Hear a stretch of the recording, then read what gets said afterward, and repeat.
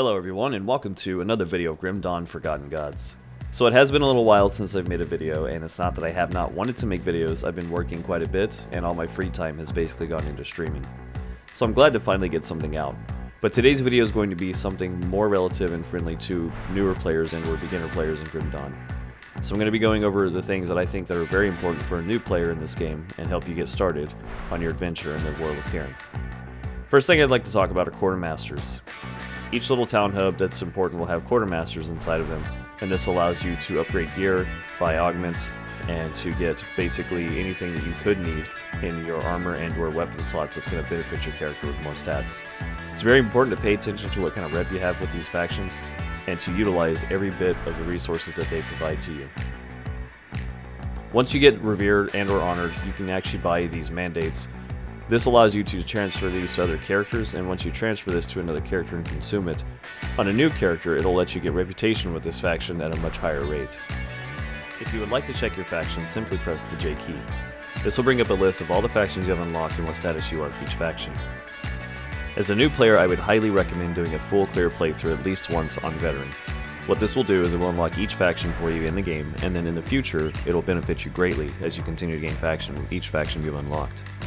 You also have negative faction with the Nemesis, and this allows you to spawn a Nemesis boss with that faction in the world. It will be a difficult boss fight, but it will yield great rewards. If you would like to see what you need to do to gain faction with any of the vendors, you can see right here it'll tell you what you have to do to gain faction with that specific rep.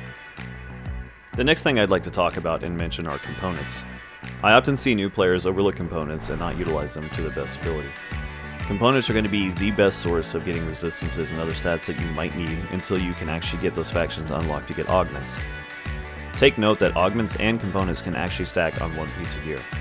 So you can see here I have a Sacred Plating, which is my component, and then I have a Coven Black Ash, which is my augment. This comes from a rep vendor at Revered. So it is very important that you utilize those components early on in the game.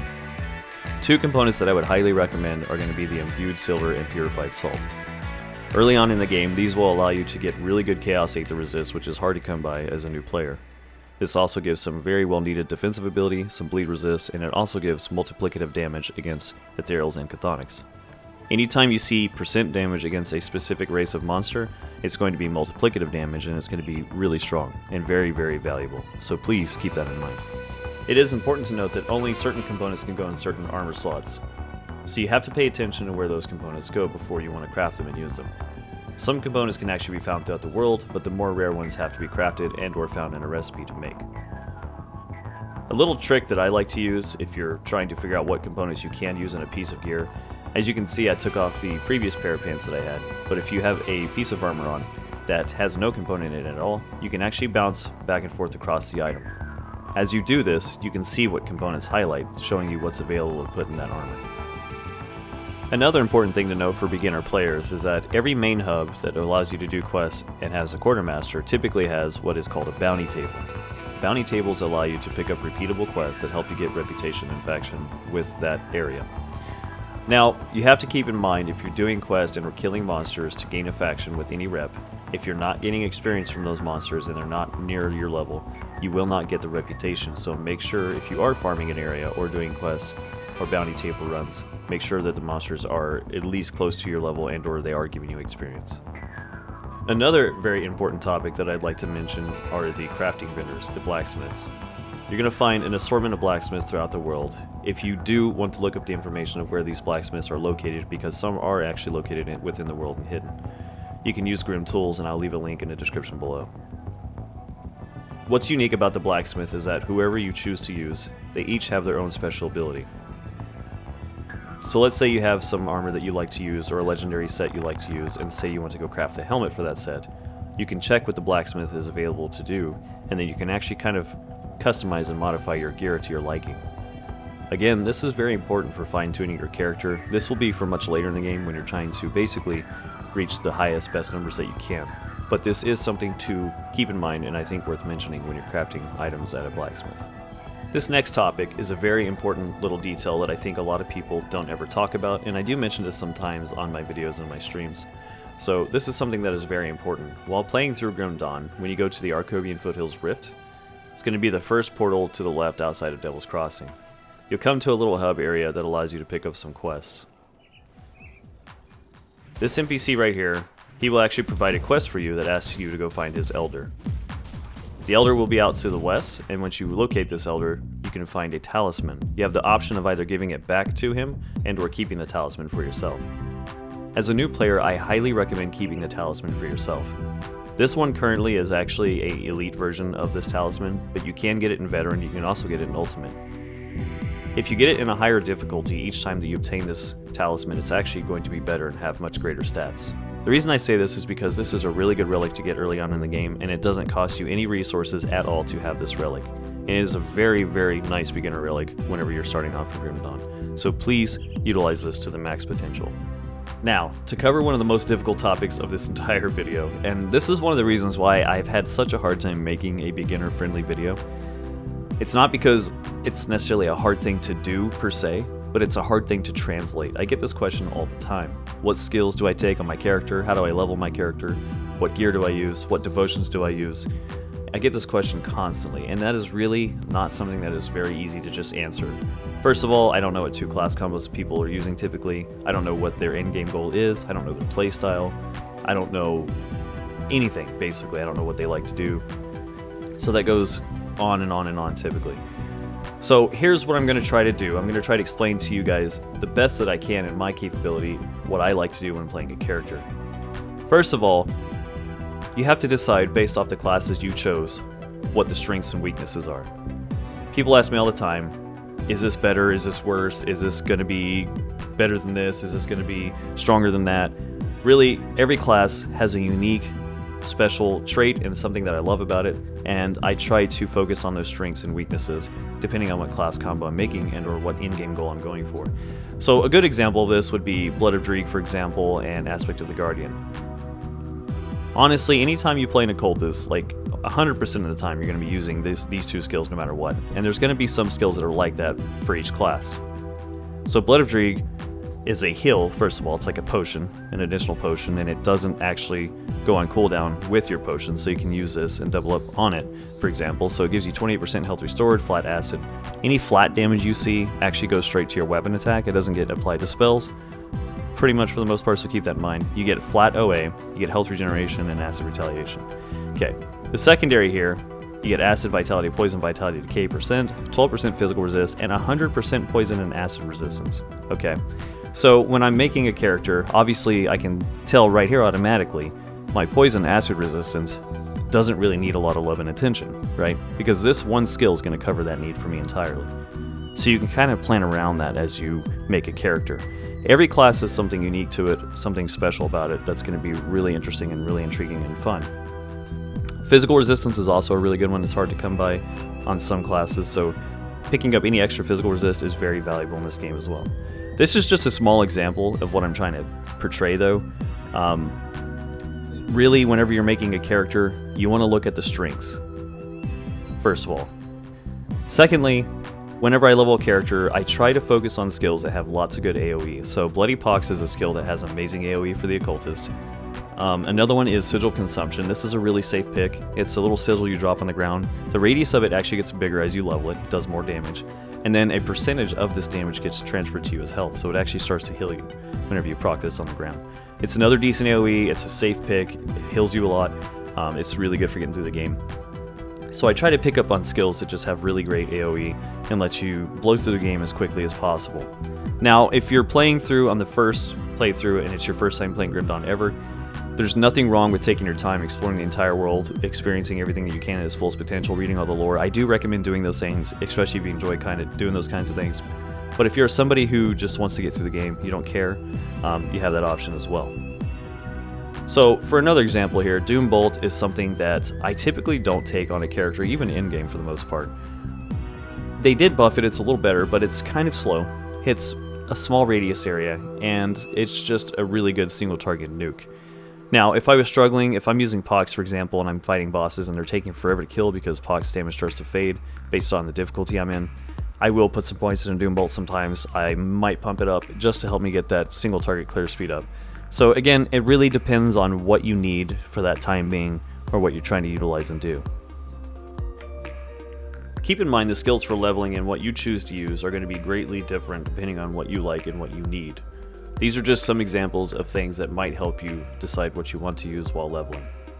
Going on to what another important topic would be is going to be the stats in Grim Dawn. You can simply highlight these stats with your mouse and it'll tell you what each stat does.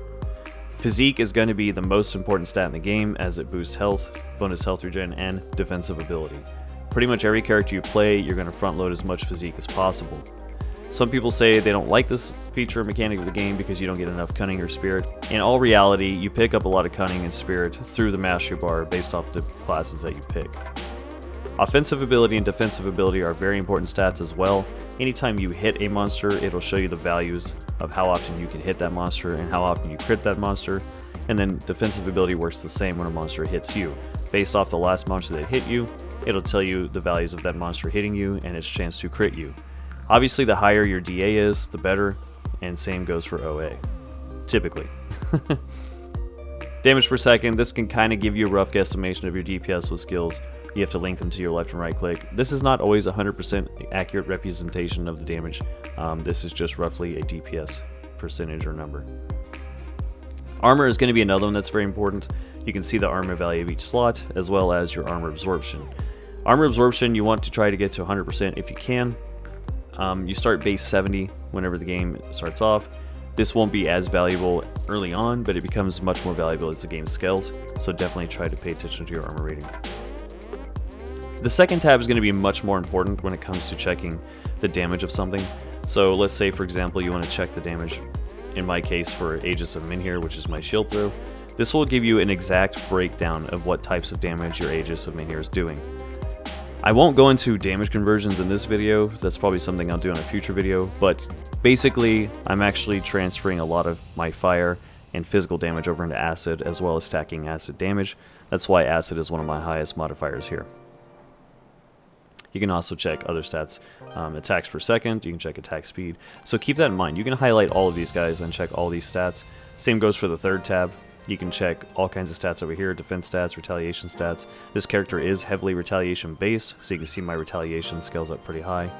So keep all this in mind, guys, and definitely utilize these tabs to check damage breakdowns and anything that you might try to understand. So let's move on to another really valuable, important topic in this game, and that is going to be obtaining stats.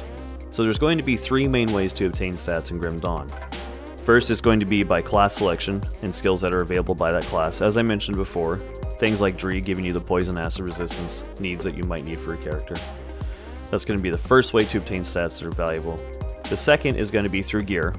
As you level through the game, try to pick up gear that better fits or suits your needs that are available, and try to do things that are necessary. So for example, let's say you're clearing through the game fine, you're dealing really good damage, but you keep taking heavy damage. You might want to invest more points into your defensive ability, more stats into your armor, more stats into your resist, physical resist, things of that matter.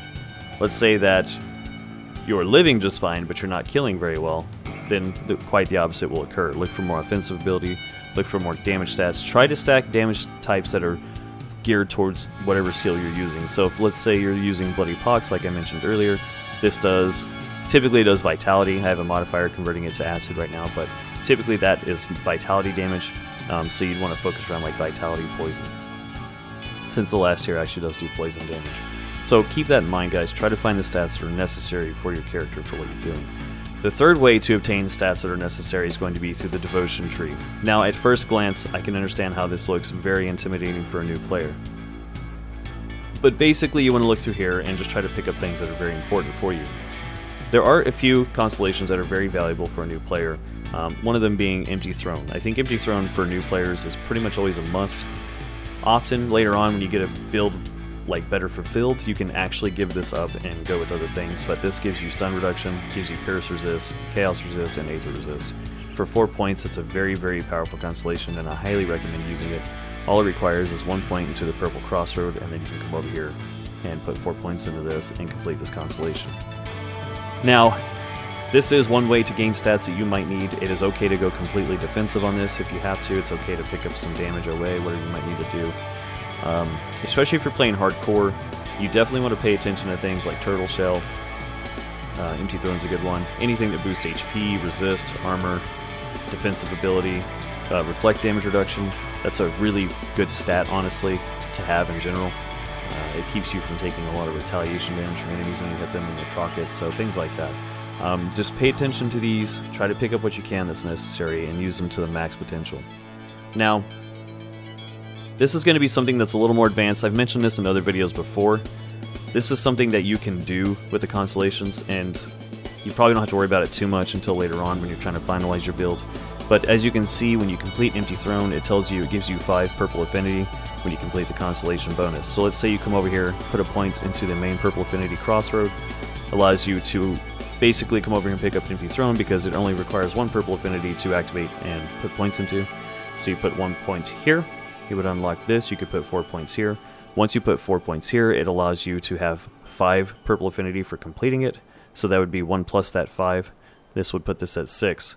What this will do is you can go back to your main crossroad, drop a point out of this 1 point crossroad here, because the affinity will then support itself, since it only requires 1 purple affinity to be active. This is how you min-max your devotions. You can do some really crazy stuff with this, so keep that in mind. Like I said, that's probably going to be much more important later on. For the time being, focus on things that are really valuable for you, so anything that gives you reduced freeze, reduced stun, physical resist, any types of resistance you might need, pay attention to those devotions as you're leveling, and utilize those as much as possible. Okay guys, so the next thing I'd like to talk about is how to respec skill points. So if you haven't gotten to the Ashes of Mammoth content yet, this spirit guide will actually be in Devil's Crossing, but after you start the Ashes of Mammoth content, the spirit guide will actually be out here in Coven of Ugdenbog. So anyway, when you get to this NPC, this will allow you to respec your points and move them around if you'd like. Now, one thing you have to keep in mind is once you put a point into your mastery bar and you close this screen, you're locked into that class permanently.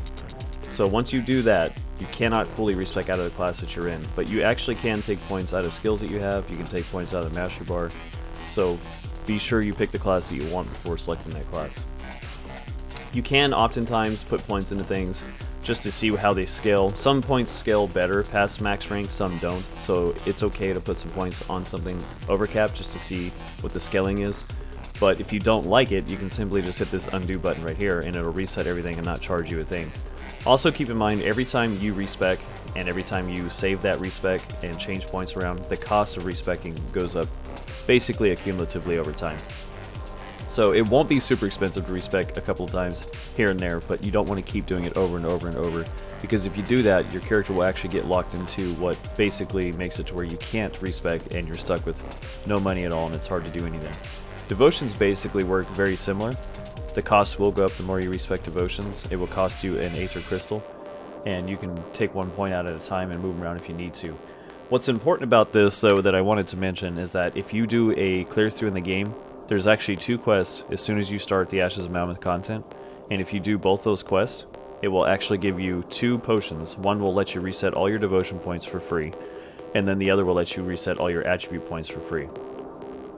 So keep that in mind, guys, it's very important. You get 1 of those potions each per playthrough. So on Veteran you'll get 2, 1 for attributes and 1 for devotions, and then on Elite you'll get another 2 for each, and then on Ultimate you'll get another 2 for each. So you get 3 of each basically by the time you complete the game each time.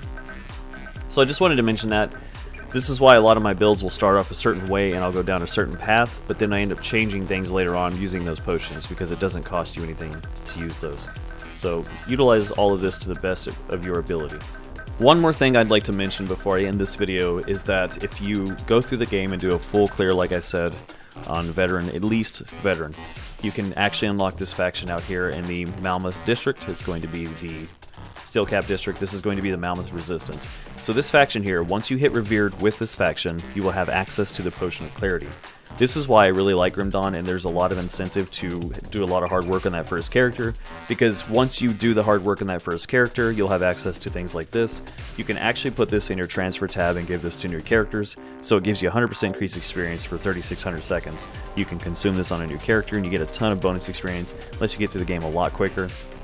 It's very valuable, so keep that in mind, guys. It's really worth getting that faction like I was talking about earlier with the Quartermasters, as well as, again, let you have these mandates. Every faction will have a mandate once you get to Revered. You can put this in your transfer tab. It'll give you 150% increased rep gain on that character with that faction. So what it does is it basically hyper accelerates your character to get to those bonus statuses. through revered, respected, all that stuff. This will allow you to get access to the augments quicker, the gear quicker, anything that you want to craft. You buy the recipe here and you can craft it. Once you use the recipe, it is permanently on that account forever across all characters, so you only have to get it once and consume the recipe once.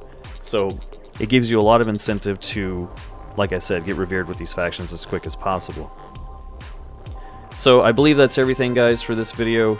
This is going to be like part 1 probably. There's going to be some other videos mentioning a lot of other things that are important, but I think this is a good start to this series. This is something I've been wanting to do for a while. I was kind of intimidated by it because I'm sure there's a lot more information I can give. So I'm going to try my best to translate all of that as much as possible. We'll get more into the nitty-gritty of stats and how they work at some point, but this is a good start. So if you haven't, please consider subscribing to the channel. Please consider dropping that like, sharing the video. I would greatly appreciate it. It means a lot to me. A lot of the support I have gotten through the community over the years has been wonderful. I do try to stream daily, so if you want to check out the stream, definitely check out the description and link below for the Twitch. And yeah, until next time, guys, I really appreciate it. And everybody have a wonderful day and take care. Thanks for watching.